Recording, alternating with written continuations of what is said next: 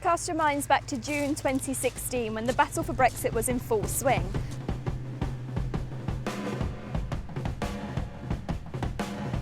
But 12 months on, was it just a case of lies told and promises broken? There were many promises made on both sides which were ludicrous. We fully understand that. Yes, there is, and I think that's been right the way through the whole voting procedure, through the whole of the process. There's been lies said. So I don't think they're really making any promises. I don't think anyone's promising anything, quite sensibly so, out of Brexit to fishermen or anybody else. Well, it's almost a year later and the Brexiteers may have won the battle, but the war of winning back British waters is still ongoing. 2017 has already seen the leaking of EU documents outlining little possibility of change and the demise of the hard Brexit leaders UKIP following local elections. So is there really any hope of change? Well, the fishing community here in Hastings was at the forefront of the fight, pleading for larger quotas and extended boundaries. None were more vocal than local fisherman Paul Joy, who remains optimistic. I'm chairman of the Fishermen's Protection Society. I'm also co-chair of the new Under 10 Metre Fishermen's Association, which is a national association. Simplicity for us is saying divide the channel, and we have the fish in air waters, and we control the fish in air waters, and the French will then control the fish in their waters, and the same with other member states where the area defines. Take one species, such as cod. Cod, Great Britain has 144 tonne. France, 1,880 tonne. And the French had over 400 tonne uncaught in their system last year and the same this year.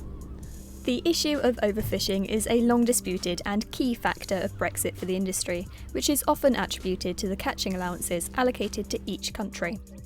In the eyes of the fishermen, the simple solution may be an increase in quotas for UK boats, but the European Commission's latest fishery report shows that when compared to our closest surrounding EU counterparts, the UK's waters actually had the third largest amount of catches. In fact, when you add up the live tonnage caught over a 10-year period, of 2005 to 2015, UK waters saw almost as many catches as France and Germany combined. So it seems the UK already has its fair share. At the moment, there is a common fisheries policy which other countries stick to more or less. I think the fishermen would tell you that they don't. But I think once we're out of that, then it's kind of, sort of all bets are off, really. I think you expect to see other European boats coming into UK waters and stealing our fish, as I suppose it would be considered then. Having said that, there will still have to be some kind of fisheries agreement, even if we're not in the EU.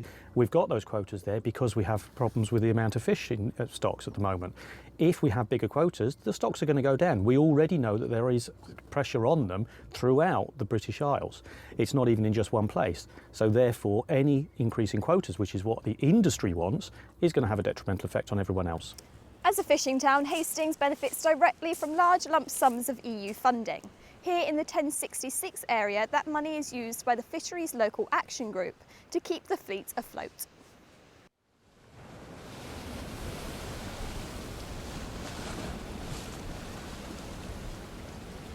In both cases, there was about £1 million overall, give or take, but around about that much, that each of them got.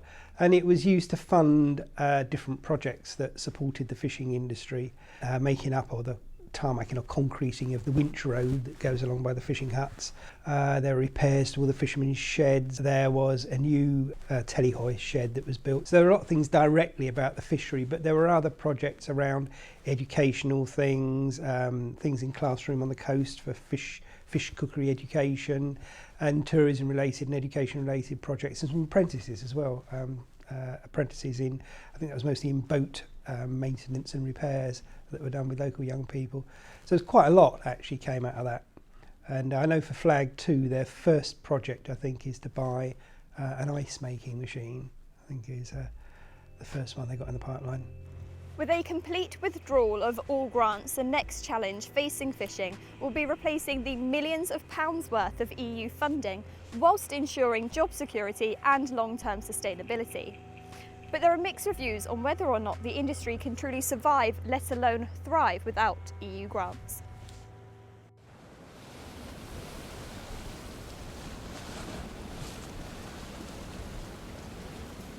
Is the loss of EU funding towards fishing initiatives and sailing initiatives a concern to you?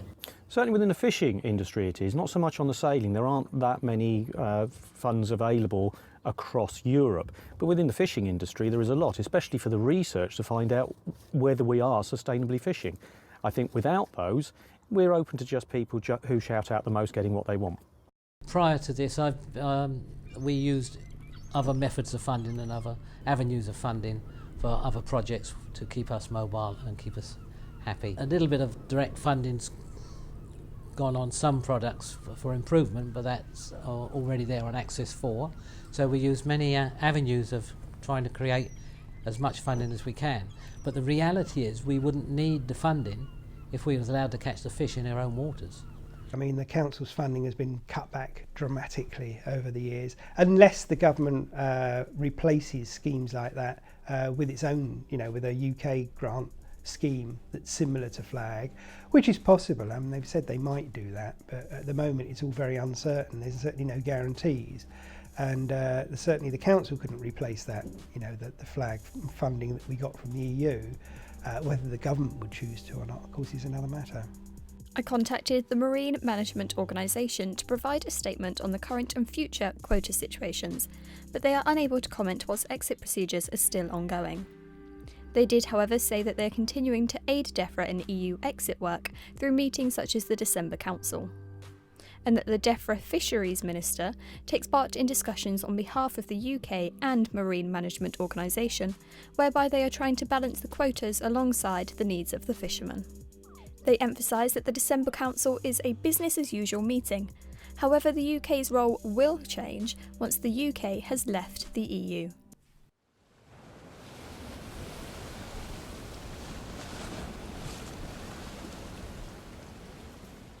After the broken NHS promises, are you concerned that maybe they'll do the same to the fishing industry? No, I mean, the problems are a little bit deeper than just a matter of, okay, we give so many million, 100 million. In reality, that's not quite the case. We make sure we're involved. At the moment, there's been lobbying in the House of Lords. There's Fishing for Leave, which is a campaign to make sure that fishing's left high on the agenda, and it's not a political tool that's just left to one side. We won't have that international flavour, we won't have people coming together. Sailing in particular is a very international industry. We work across the whole of Europe and across the world, and we're going to find ourselves with people not wanting to come in.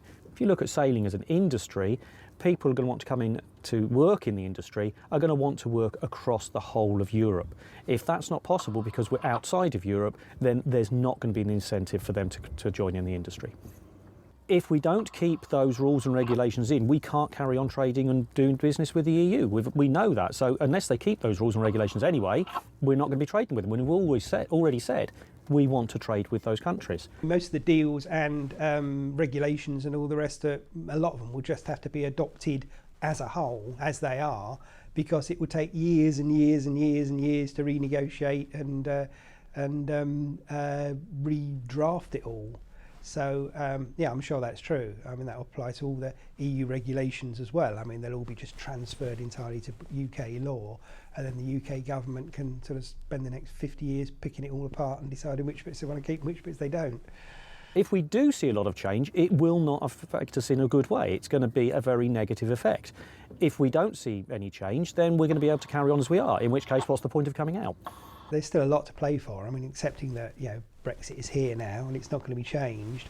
And there are all sorts of deals over all manner of different trades that have got to be done. What I would be concerned about is that the kind of fisheries agreements would come kind of quite low down that, and that the government won't be prioritising that. I think it's too early to say yet. The future of British fishing post-Brexit still seems uncertain and definitely isn't plain sailing from anyone's perspective. Both sides, pro-Remain and pro-Leave, still face weeks, if not months or even years of tough negotiations to ensure the best possible deals without sinking sustainability.